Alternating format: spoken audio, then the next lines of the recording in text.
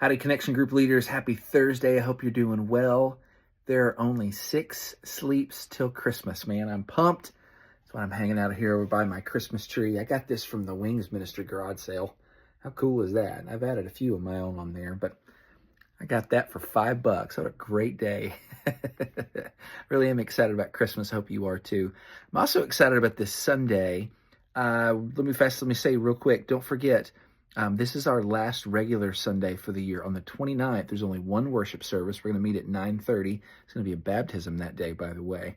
But there's no connection groups. We're just having a worship service. Lots and lots of people are on the road, which is awesome. We want you to go be with your families. We want you to feel the freedom to go be with your families too, for that matter. So in the 29th, just one worship service, no connection groups. So this Sunday is our last regular one for the year, and it's a good one. So we're looking at chapter 11, 12, and 13 of Acts. Keep in mind, the book of Acts is really, it's kind of like episodic television in some ways. It jumps from one story to another, and eventually it ties those stories together. But right now, we're still kind of flashing from one spot to the other one. This particular week, we're focusing on the thread that's following Paul. And really, it's not even so much Paul, it's Barnabas. Barnabas is such a cool character. Remember, Barnabas means son of encouragement. The guy's name is actually Joseph. We learned that from chapter 5. But you understand why he's known as the son of encouragement, because the more we see Barnabas interacting with other believers, it's just beautiful. So a handful of things that I think are worth catching.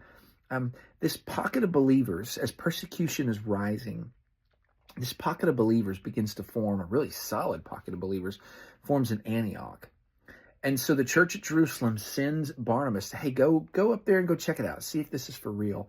And he goes up there, and he's the perfect guy to do that, because not only is he gentle with them, he's sincere with them, but he sees that they're for real. And number 2, he sees that they need equipping. And so instead of sending word back to Jerusalem, yeah, this is great, send help, he says, yeah, this is great, I'm going to help, except I'm not going to do it by myself. I'm going to go find Saul. Oh, wait, hang on a second. We haven't talked about him for a little bit. Saul gets converted, and Barnabas was the one who was there to say, yeah, Saul's for real. Hey, other believers, you can trust him. Listen to him. He's safe. In fact, he's good and he's godly. And Barnabas knows that Saul's calling was specifically to the Gentiles. So as Saul comes up in this group of Gentiles and sees, hey, they need some help, he remembers, this is what God has made Saul to do. So he goes and he gets Saul and he connects him to that ministry. This is what we want to be about, y'all. We want to be a group of people that not only knows our people, knows the people in our classes and their giftings, but we connect them to ministry opportunities. Hey, you've said before that God's called you to this thing. This is happening. Let's go do it. Or, man, I see your gifting in this area. Let me give you some opportunities to go do that. Man, we want to be those kinds of shepherds that are helping people do ministry.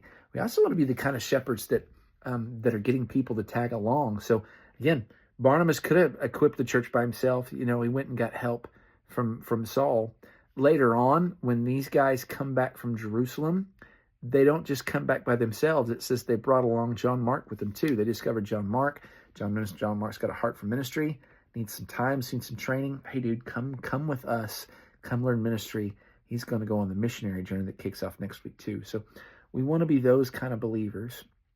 We want to be the kind of believers that are affirming what's God's going on. We walk by faith, but we don't have to do it blindly. And so, man, one of Pastor David Bayet's jobs is whenever we're finding these church plants we're supporting or starting these church plants or missionaries that we want to join with, we go, and he usually leads the spearhead on because this is his job, goes and finds out, hey, like, is this a good work? Is this something we need to be a part of? God, is this something you want for us? And there's something good and legitimate about that for sure. So there's a tiny lesson to be learned there. But the last thing I would look at is this, that I think is I don't know, I would say pretty special. Did you catch where it said the church at Antioch was meeting together and they were fasting and praying? And that's when God said, hey, I want you to send out Paul and Barnabas on a missionary journey. Man, I would love for us to be a church, and the Lord does this some. I'd love to see it happen even more. For us to be a church where we meet together, not just to pray and say, okay, God, here's our plans. Would you please bless them? But instead approach the Lord with just a blank slate. Jesus, here is your plan. show it to us, and we'll follow it. We just have a blank slate. I would say, like my whiteboard up there, it's not actually a blank slate. Taya left me some artwork, which was really, really cool. But Lord, you tell us what you want to be at, and that's what we're going to do. And it all just came from them fasting and praying together. I don't know if you know this or not. On Sunday mornings at 9 o'clock, there's a group of believers that meet every week in the worship center service, in the worship center, just to pray with one another. There's a little bit of guidance, but by and large, it's just us seeking the face of God. And yes, asking him to bless our day, but also asking him for direction. We would love for you to join us during that time. Come in and pray for the day, and then see how God would direct our thoughts and our minds. I have no doubt, because the Lord's always working. He's got stuff planned he wants to do at Lake Church, and he wants to use not only us pastors, but you as our connection group leaders also. Y'all, it really has been an incredible year. I'm so thankful for all of you. So let me just say on the behalf of our staff, certainly on the behalf of the Lewis family, Merry Christmas. Truly hope you're blessed and have a fantastic week. If we don't see you on Sunday, if you're already on the road, know that you're loved. And we can't wait to see you get back soon. We do. Love you guys. We'll talk to you later. Merry Christmas.